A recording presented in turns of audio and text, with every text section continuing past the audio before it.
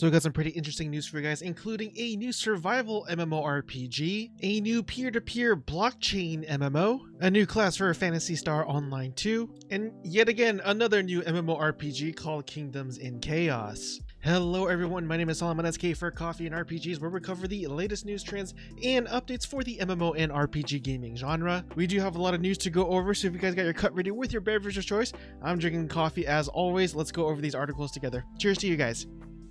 Consider hitting the subscribe button down below, as well as the bell notification right next to it. Thank you. So let's go ahead and kick things off with an article from MMOculture.com, and it says here that Elyon, first new class for the sci-fi fantasy MMORPG announced for the Korean server, and I'm expecting this game to come out in the Western Shores this year, and it's really cool that they're still developing new content for this game, at least on the Korean side of things. But anyways, it does go on to say that the overall 6th class of the PC MMORPG Slayer introduces a new combat style with a great sword by spinning and slashing enemies on the battlefield, capable of dealing both single and area damage. Slayer gets even more powerful when entering into a berserk mode. And as always, I have the trailer playing right now, and I must admit I really do like the over-the-top style and just completely unrealistic sort of physics, if you will. So yeah, that's sort of my cup of tea, admittedly. Next, let's go ahead and switch gears a bit here and head on over to MMORPG.com, and in their first article it says that Final Fantasy XIV details upcoming patch 5.45 content, including Blue Mage level cap changes and more.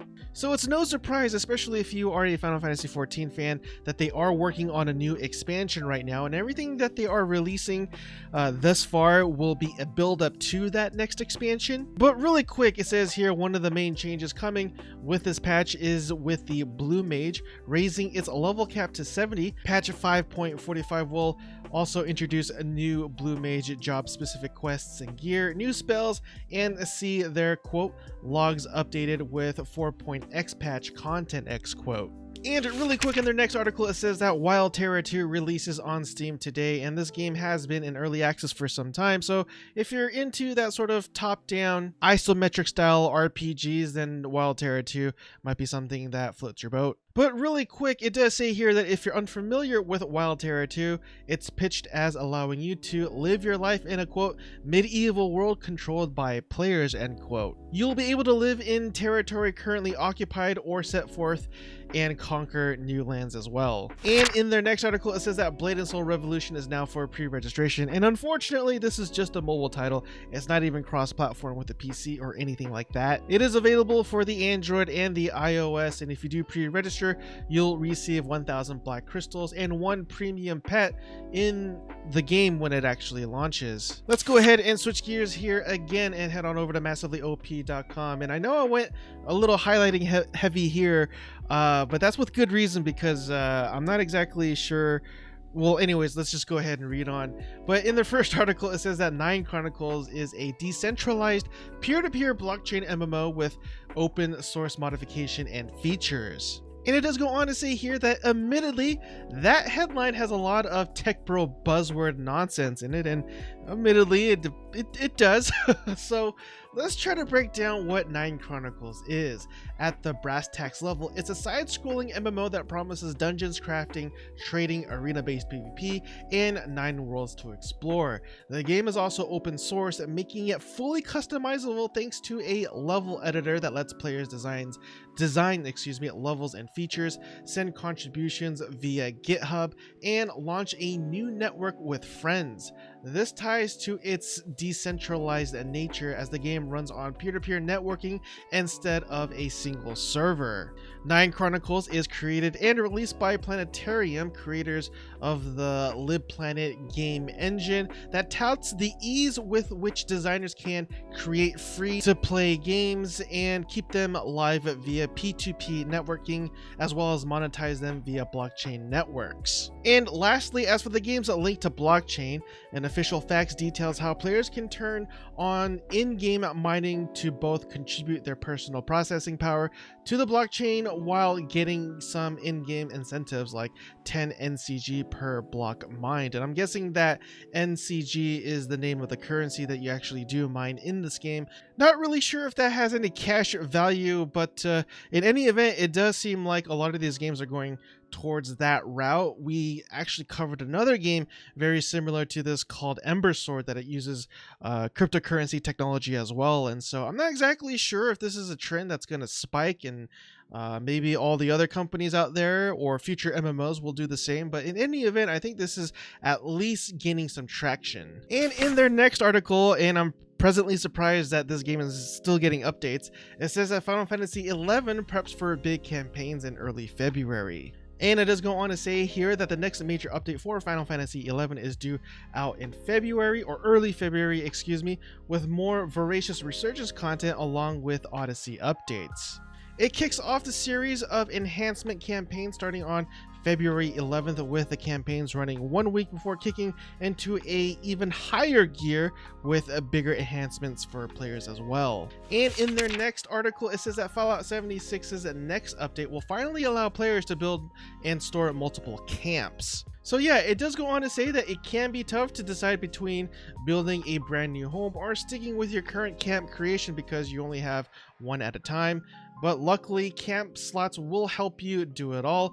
Your characters will be able to build multiple in different camps, each with its own location, build budget, custom name, and even a unique map icon. While you will only be able to have one active camp at a time, you can easily switch among them using the camp builds widget for your camp icon on the map. So I think this is really cool just because it gives you a lot more customization if you're into that sort of thing. I know I would be if I were playing this game, but I'm not really playing. I mean, I might get into it. I've been saying that for what feels like years already, but anyways. And in their next article, it says that Phantasy Star Online 2 preps a new Luster class for February 3rd update. And I will admit, Luster class, it just seems like a sketch name for a new class. Luster, I mean, anyways. It does go on to say that coming February 3rd is a brand new class along with a level bump to 100, new quests, upgraded training for Risk Realm, a new summoner pet, and episode 6 chapter 6 of the ongoing epic story quest. The class is a Scion class called Luster. The new Luster class introduces high-speed class equipment with gun blades and features 3 combat styles: Zanny style, Formel style, and Barian style, the company says. And in their next article, it says that Kingdoms in Chaos is an open-world PvP MMORPG where murder and monster coexist. I'm not exactly sure what that means, but let's go ahead and read on. So basically, I guess what that means is that there is a huge open world where players can travel anywhere and wage war on other factions, scour and attack your enemies' lands in search of key elements to make epic weapons and armor, or just fight for blood. And it does go on to say that Kingdoms in Chaos comes from a lone developer who has the lofty goal of having early access run for 1 year through development of the game that has been ongoing for 5 years previously. So this is definitely a labor of love, it seems like. So during early access, more content will be released over time, and that mainly includes new races for now. And you could actually get this game for $12 on Steam if you are curious. And in their next article, it says that Black Desert PC adds new chicken chasing quests, open Western transfers from Kakao. Now, I won't be going over this article or any details because I actually did a dedicated video going over these updates, which I do pretty much every week, and I'll have a link to that video down in the description below in a form of a cards if I remember to do it.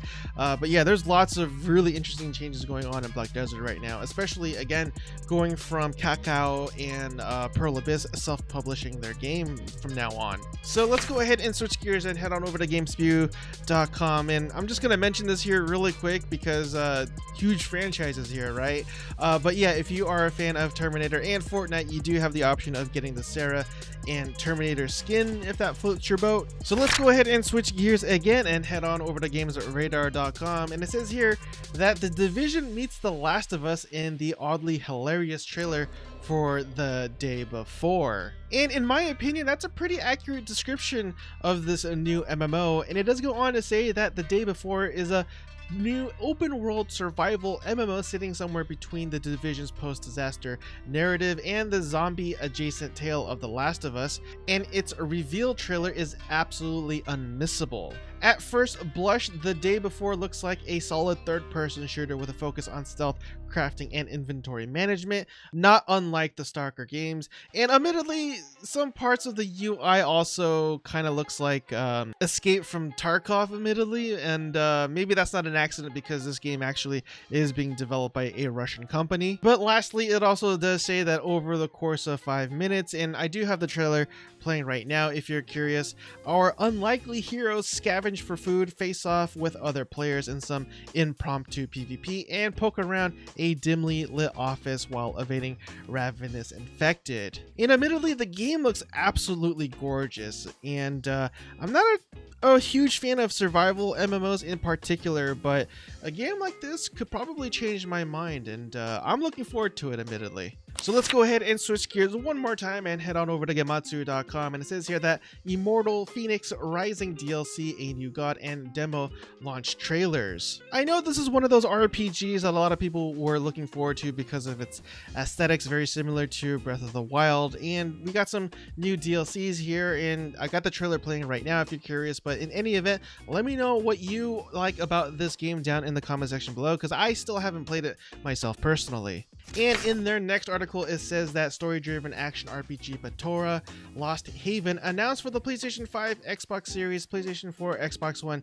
Switch, and the PC. Now, this game is being described as a sort of story-driven action RPG with lots of hack-and-slash elements as well as twin-stick shooters. Needless to say, that also means it's going to be sort of your isometric top-down point of view. Admittedly, I haven't played a twin-stick shooter in a really long time, not since I feel like the Dreamcast system, but in any event, if this game turns out pretty well, then I might give it a shot because of that fact alone. So let's go ahead and switch gears one more time and head on over to PCGamer.com, and it says here the Fallout New Vegas mod The Frontier taken offline by its creators, and this is really unfortunate because this game is just such a huge labor of love that took 3 years to make, and it's completely for free, and it's just a game on its own right. But anyways, I'm not going to say the reason why, but you could see here the reason why. I'm pointing at it now if you could see it.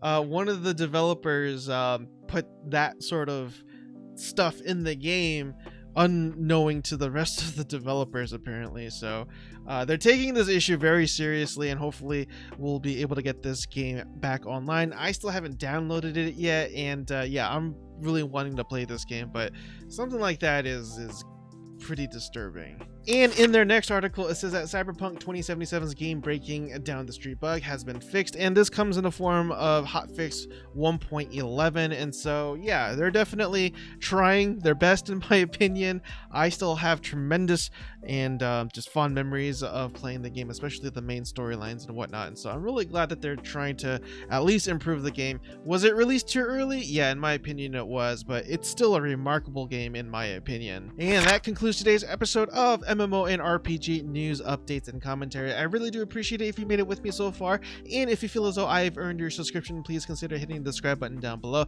as well as the bell notification icon right next to it, as that significantly helps out the channel a lot, and I greatly appreciate it. Anyways, everyone, that was a lot of articles to go over, so I'll finally let you guys go. Hope you guys have a blessed night, and I will see you guys next time. Cheers again, everyone.